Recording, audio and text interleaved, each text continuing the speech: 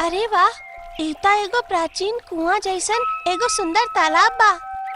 तभी वो कुआं नुमा तालाब से एगो बहुत बड़ मछली निकल के सोना गिलहरी से कहलस, आपन जान बचावे के चाहतारू तो चल जा यहाँ से। का मतलब? काहे कि ओकर निकले के समय हो गइल बा, हम भी बस छुपे ही वाला बनी।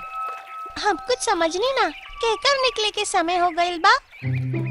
तू ना जाने लो, ई तालाब के अंदर एगो समुद्री घोड़ा रहेला, जौन पता ना कैसे ई तालाब के अंदर आ गई।